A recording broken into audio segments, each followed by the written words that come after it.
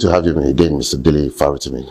Always a pleasure to be with you. The battle for the determination of the winner of the February 25th presidential election has started with the legal fireworks at the presidential tribunal, while Nigerians wait with bated breath. The question is, for now, is what's your assessment of the presidential election tribunal so far? Has it lived up to expectation, and is the arc of moral universe bending towards justice? Nigeria is a funny country. We had an election, but we're in court, waiting for the court to tell us the winner. Nigeria is a funny country. Then we talk about the arc of justice bending. Look, Nigeria leaves me flummoxed a lot of times. Flummoxed in the sense that we are forced to discuss, analyze, and debate madness in the place of,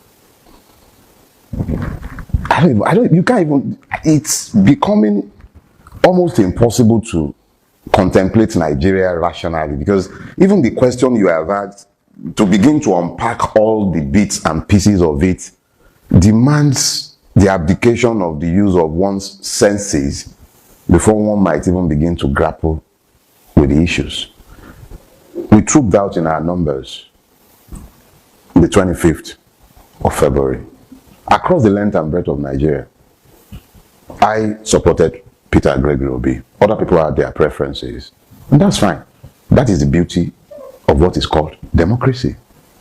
But INEC and everybody constitutionally, quote and unquote, charged with the duties of ensuring a peaceful, free, and fair election, did everything to ensure that nothing of the sort happened. But that's INEC. We've debated INEC enough. And the question you asked, more or less, is about the judiciary now. Now, my views on the Nigerian judiciary are in the public space. It doesn't need any repetition. I have no confidence in our judiciary. That is not, it's not a statement born of extremes. It's a statement based on the objective realities on the ground. We're told that the judiciary is the last hope of the common man. But that presumes an independent judiciary. It also presumes the rule of law. It also presumes the presence of citizens who are all equal before the law. None of these are the case in Nigeria. The Nigerian Supreme Court has proven itself repeatedly to be the chambers of absurdities. We saw the Machina decision. We witnessed the Akpabio insanity, the hopelessness of Uzodinma in Imo State. These are but mere examples of the madness that has come to permeate our judiciary. Defines its very essence. You can't even ask a year one law student to make you can't excuse those errors from a new wig. How much more? Men, those are not errors. So let me just put it this way. The tribunal has the opportunity to redefine exactly the meaning of justice in Nigeria. It has the opportunity. I'm not saying that it must declare one person or the other, but it must do justice. To do justice is to look at the laws for all they are what? Dispassionately. Look at the rules that INEC itself made, the guidelines it set, and then determine whether whether the man known as Bola Ahmed Tinubu indeed satisfied the conditions set out as being necessary to be elected the president of Nigeria. I'm not holding my breath. But I am saying categorically that it is up to these men and women. I don't know who they are. I've not bothered to check the composition of the court, and I'm being careful not to tie everybody with the same brush. It is up to them to decide how they will be remembered by history. That's not for Dele Farotimi. They have a choice. They are the ones who will be sat or who are sat on the panel. They have names. Their names will be remembered either for good or for bad. I doubt any one of them is less than 50 years old. I'm 55. You will live forever. So if they elect to have their consciences purchased, and we've seen enough in the public space to suggest that such subterranean moves are already being made. There is the leaked audio of Gandola and Masari clearly explaining the rationale for Kwankwanso's inclusion in Tinubu's cabinet. They are hoping to compromise the judiciary. So these are all things that are entirely up to them. Yorubas will say, it is so that you might be given the opportunity to decide who you are, that you are given a name. When you decide to commit a crime, it will be in your name. If you do good, it will be in your name. So it's entirely up to them. We quote Lord Dennis all the time in Nigerian law schools. And we quote him in the court. We quote Kayode Esho, we quote Okuta. We will remember their names, either for infamy or for finding the courage to save Nigeria. Is entirely up to them. As for confidence in them, I have none. It is up to them to prove whether they are deserving of trust and confidence. The Nigerian judiciary as a whole is no different from the whole of Nigeria, including myself. I'm not removing myself, but there is nothing about us that suggests that we have covered ourselves in glory and choose the right way. Well, it's up to them. They are individuals. They have names. History will remember them for whatever they do. I remember in a recent interview we had with you some couple of weeks back, so reiterated the fact that this presidential tribunal will afford the Nigerian masses to see the denuding or the nuding of the Nigerian, elite, so to speak, who have hijacked the entire process itself. Do you still see that happening even with this? And does that? It's already happening.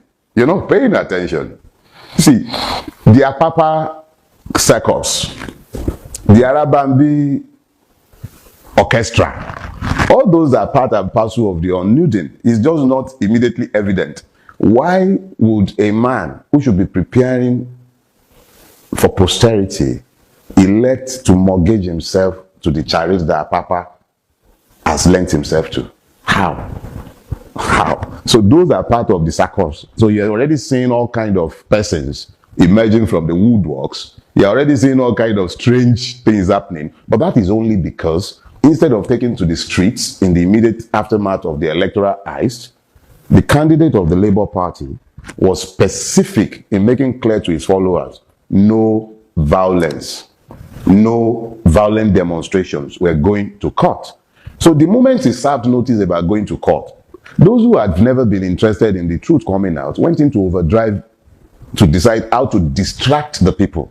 Remember, I said to you that it will afford us an opportunity to benude the Nigerian state, the corrupt INEC chairman, and it would also force the judiciary into having to do the right thing, because there is overwhelming evidence of the electoral rape and brigandage that took place both on the 25th and in the subsequent election of, I believe that was March 18th. So it's not like we have a scarcity of evidence to prove our allegations that Yakubu stole an election on behalf of a man who is essentially a career criminal.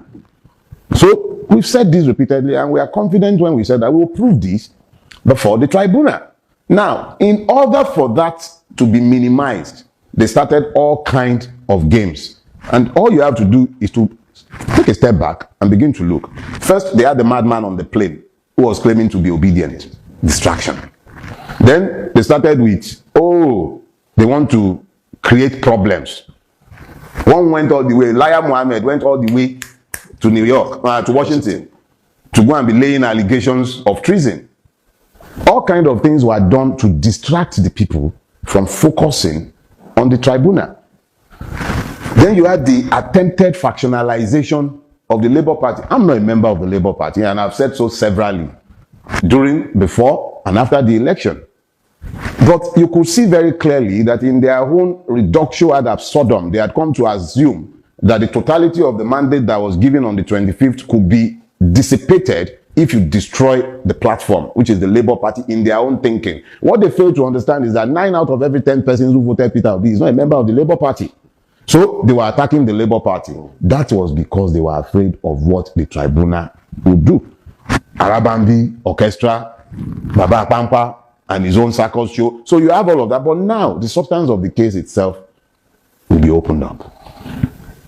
I will be shocked if the courts allow cameras in there. I'll be shocked, because it would not, in fact, I'll be shocked, frankly speaking, but let's wait and see what happens. But I know that as a fact, there are more than sufficient evidence to force the judiciary into deciding whether it is indeed the last hope of the common man and woman who voted on the 25th and indeed on the 18th of March, or whether it has become irredeemably complicit in the reign of impunity in Nigeria in the place of the rule of law. It is up to the Nigerian courts.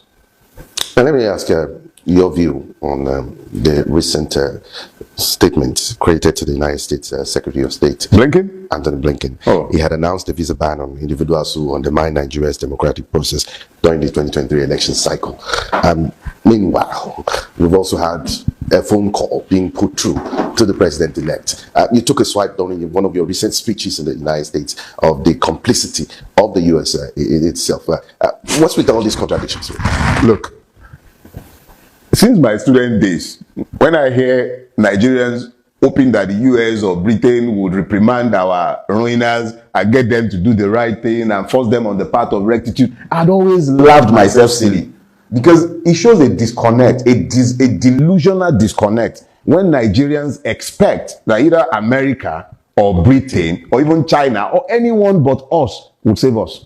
It's delusional in the extreme. Anthony Blinken works for the United States. He is their Secretary of State, another name for foreign minister. He represents the interests of the United States. The interest of the United States and the interest of Nigeria, or at least the people of Nigeria, are not the same. They are not the same. The wealth of the West is predicated on an assumption of African slavery, or at best, subservience. How is it that a continent as rich as ours is a basket case of poverty? It's not by accident, it's by design. So if Anthony Blinken in one breath announces a ban, nobody knows who's on the list, we just hear there is a ban, and then in another breath he's busy congratulating our career criminal on whom they have, who's filed with them, God knows how thick. Let me be clear, I'll remind you of something that I think it was Kissinger. Kissinger said, Anthony Noriega is a bloody dictator, but he is our bloody dictator. It is up to Nigerians to determine what is in their own enlightened selfish interest. For them to continue to wait for America to tell them what is in their enlightened selfish interest, or to fight our battles for us, will be most stupid in the extreme. Nigerian ruiners steal money here. They take it to America, they take it to Britain, they take it all over the world. They purchase passports. They are welcomed. Their monies sit comfortably in foreign banks. Me, on this my last trip to America, I even tried to open an account so that I won't be spending cash up and down the place like a madman. You know what they told me? They can't open an account for me. I'm a Nigerian. Bola Tinubu has accounts there. He could even afford to lose $460,000 to them 30 years ago. 30 years ago. 460,000 naira 30 years ago. But America has no problem with that. Every Nigerian ruiner has a home in Britain. They have no problem with that. Let me just say this, because it's not worthy of time. Fact of the matter is that we have to get to the point where we understand that it is Nigerians that will save Nigeria. And if Nigeria will progress, it is Nigerians that would have to progress Nigerians. If we must have strategic engagement with other members of the human community, it must be on terms that are beneficial to Nigerians. America that wouldn't even lend us arms to fight Boko Haram. Vast part of, look, to continue looking to the West or the East or anyone else for that matter is stupid in the extreme. And that's why we're in the mess we are in. we should look to ourselves. Forget America. They are not our friends. They are not our enemies either. It's their own strategic interest that they're after.